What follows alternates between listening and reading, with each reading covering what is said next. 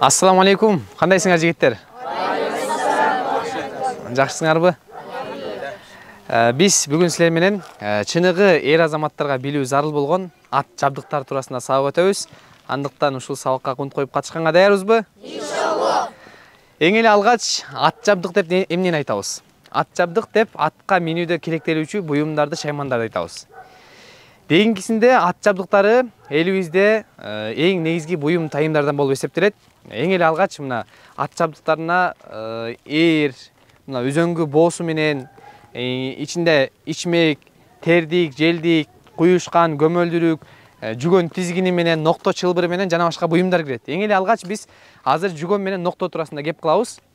Мына көрүп турган нерсени жүгөн деп айтат. Эмне деп айтат экен? Жүгөн. Жүгөн дагы өз ичинен бөлүнөт. Мисалы үчүн бул жак бөлүгүн сагалдырык деп айтат. Бул жак бөлүгүн кулакчын дейт. Ал эми бул жагын мурунтук деп, бул жагын сулук деп, оозго киргизилген бөлүгүн ооздук деп айтат. Ал эми мына бул бөлүгү болсо тизгин дейт. Тизгин билесиңер, элибизде сөздөр айтылып калат. Эки тизгин бир чылбырды колуна бериптир. Мунун мааниси байыртан эле элибизде ушул тизгин башкаруунун, бийликтин белгиси болуп эсептелип келген да. Ошол себептен баягы эки тизгин бир чылбыр эстүү киши колунда деген макал калган. Бул жүгөн менен ноктонун максаты атты ийкемдүү башкарууда жана байлап коюуда пайдаланылат. Түшүндүкпү? Кийинки кезекте мына ээр туурасында кеп кылабыз. Негизинен ээр токум бул аттын токуунун дагы ырааты болот.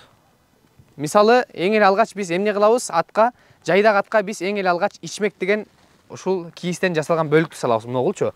Ичмек, билесиңер, мунун максаты ушул мына ээр, эгерде ичмек жок боло турган болсо, сүрүлүп отуруп аттын жонун ортуп коет. Жоор кылып коет да. Ошол себептен аттын жонун ээрге сүрдүрбөш үчүн жана да баягы ат тердеген учурда тери чыгып башка ат жабдыктарын булгап койбоштугу үчүн ушу ичмек деген бөлүк салынат. Ал эми андан кийин болсо мына көрүп турган тердик деген бөлүк, бул дагы өрө кийиз деп коет, өрө кийизден жасалат. Өрө кийиз деген калың кийиз, аябайчы. Анан сыртынан булгары менен, кайыш менен каптап коет. Анан бул тердиктин дагы эки түрү болот. Булгары тердик, анан саймалуу тердик депчи. Бул көрүп турган тердик болсо булгары тердик деп аталат. Ал эми саймалуу тердик кандай болот? Саймалуу тердик көбүнчө бул аял кишилерге керектелет. Ошол аял кишилерге колдонулат. Себеп дегенде ушул саймалуу тердиктин кыргактары баркыт, манат деген кездемелерин көбөлөнөт. Көбөлөнөт дегени ошо кооздолуп, ошол кездемелер менен жасалат. Анан бул тердиктин дагы максаты ошол аттын ээрдин эки капталына жыгачтар болот да мондай. Ушул жыгачтардын жонго түшүүчү басымын жеңилдетет да, ошого ылайыкталган. Анан бул дагы аттын жонун жор болуп кетүүсүнөн сактайт. Андан кийинки бөлүк бул желдик деп айтылат. Желдик деген ошол тердиктин үстүнө, анан кийин ээрдин астына тогулат. Эми ээр туурасында айта кетели. Ээрдин да аткарган кызматы чоң. Бул жанагы улоону минген киши үчүн олтургуч катары болуп эсептелет. Эми бул ээр дагы өз ичинен бөлүнөт. Мисалы үчүн бул жак бөлүгүн ээрдин кашы деп айтат. Эмне экен? Ээрдин кашы, баягы сөз бар го, эр жигит эң өтөт жердин ташын, эч убак кармабайт ээрдин кашын деп ушуну айткат да. Ээрдин кашы деп ушу. Ээрдин кашын кармаба дейт го. Ошол ээрдин кашын аткарган кызматы мына өзүңөр көрүп тургандай, бул негизи ээрдин аталышы куш баш ээр деп коет мына. Ушул сыяктуу ээрди куш баш ээр дейт. Бул өзүнчө баягы өзүнүн кооздугу менен өзгөчөлөнүп турат. Анан дагы аткарган кызматы, мисалы үчүн мына камчынын боосун көрдүңөр да, мына. Ушул камчынын боосу кайыштан жасалган. Муну эмне деп айтат? Бүлдүргө деп айтат. Бүлдүргө. Бүлдүргөнү ушул ээрдин кашына илип коет, моминтип. Анан негизи булдурсун деген да камчынын түрү бар. Ал камчы кандай десеңер, мына калың кайыштан өрүлүп жасалат дагы. Анан мына баш жагына камчынын эме менен колону уютуп коет, оор кылыпчы. Ал баатырлар колдонгон камчы болгон. Ошол булдурсунду дагы ушул жака илип койгон. Анан кээ бир учурда жана мүнүшкөр деп коет. Мүнүшкөр эмне экенин билесиңерби? Мүнүшкөр деген жанагы куш багып, куш эмет баягы аңчылык кыла турган ошол адамдарды мүнүшкөр деп коет. Ошол атайын кушту кондура турган балдак бар да, балдак. Жыгачтан жасалган. Ошол балдактын дагы бүлдүргөсү болот. Ошол бүлдүргөнү ушул жака илип, кээ бир учурда мүнүшкөрлөр ошо ат үстүндө дагы куштарды, бүркүттү ошо колуна кондуруп кете берген да. Анан мынакей бул ээрдин кашы дедик турабы? Ал эми бул жак бөлүгүн ээрдин чарасы деп коет да. Отура турган жагынчы.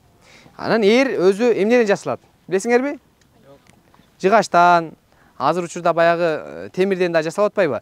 Жыгачтан көбүнчө баягы кайыңдан, бака теректен, анан кийин кээ бир айрым учурларда карагайдан жасалат. Анан ээрди ушинтип баягы бардыгын чабып алгандан кийин ушундай оюп туруп жыгачтан жасагандан кийин ээрдин бышык болуш үчүн, бекем болуш үчүн, анан жарылып кетпеш үчүн, жыгач жарылып кетет да. Жарылып кетпештиги үчүн жанагыда жеңил болуш үчүн муну биринчи кайнатат. Ээрдин өзүн кайнатып туруп, анан кийин май ичирет. Ошондо бул ээр бышык, анан дагы жарылбайт, анан жеңил болуп калат да. Эмди мына үзөңгү туурасында кеп кылайлы. Үзөңгү билесиңер, бул ат жабдыктардын эң эле негизги бөлүктөрүнүн бири. Себеп дегенде атка мингенде бул бутка таканч болот дагы. Бул үзөңгүнүн дагы максаттарынын бири ылдамдыкты өрчүтөт да. Ылдамдык кандай өрчүтөт? Мисалы үчүн эгерде үзөңгү жок болсо, ээрдин үстүндө баягы ат жүгүргөндө бутуңду кысып көпкө кармалып туруш кыйын да, туурабы? Үзөңгү болсо тең салмактуулук дагы сакталат да. Мына ошол максаттан үзөңгүнүн да түрлөрү бар. Тегерек үзөңгү, такал үзөңгү, кээде баягы жай турмушта колдонулган үзөңгүлөр болгон. Негизинен бул үзөңгү илгери замандарда мындай жиптен, анан кайыштан эле болгон да, мындай илмек катары эле пайдаланган, илмек катары. Кийинчерээк жыгачтан, мүйүстөн жасала баштаган. Анан 3-4 кылымдарда болсо колодон, темирден, жестен үзөңгүлөр жасалып баштаган. Үзөңгүнү түшүнүп алдыкпы кандай экен? Эми дагы ушул ээрдин бөлүктөрүнүн бири мына эки капталындагы жыгач. Ушул капталындагы жыгачтардын алдыңкы, арткы бөлүктөрүндө мондай карасаңар, шакек окшогон темирлерди. Муну того деп коет. Эмне дейт экен? Ушул тоголорго көмөлдүрүк менен куюшкан бекитилет. Эми карасаңар, ушу көмөлдүрүктүн аткарган кызматы эмне? Көмөлдүрүк дегени мына аттын омуроосуна тагылат. Омуроосу деген көкүрөгү. Качан баягы ат билесиңер, өрдү көздөй, өйдөнү көздөй басканда, могу ээр артты көздөй жылып кетпештиги үчүн ушу көмөлдүрүк чоң кызматты аткарат да. Бул дагы өз кезегинде мынакей атайын усталар ушу көмөлдүрүктү кооздоп, мына күмүш бастырмалар менен бастырып, анан дагы мондай асыл таштарды ошол күмүш бастырмалардын үстүнө чегелеп койгон да. Ал эми кийинкиси мына куюшкан туурасында айтабыз, Куюшкандын дагы максаты, качан ат эңкейишти, ылдыйышты көздөй басканда, могул ээр аттын мойнуна кетип калбаштыгы үчүн ушул куюшкан чоң кызматты аткарат. Түшүндүк, Эми камчы туурасында сөз кылабыз азыр. Билесиңер, камчынын дагы түрлөрү болот. Сый камчы, жөнөкөй камчы, анан кийин кыз келиндер үчүн камчылар болот да. Баягы эликтин бутунан жасалган камчылар көргөнсүңөрбү? Ошол кыз келиндер үчүн камчылар да. Бул камчы болсо мына сый камчылардын бири болуп эсептелет. Эми камчыны сабы табылгы деген жыгачтан болот да, бекем жыгач болот. Ал эми бул боосун айттык, эмне дейт экенбиз? Бүлдүргө. Бүлдүргө дейбиз. Ал эми бул жагын болсо алаканы дейбиз. Ал эми бул жагын болсо тили дейбиз. Бул дагы өз ичинен бөлүнөт. Өрүмү, анан могу баш жагын түшүмү деп. Түшүндүкпү балдар?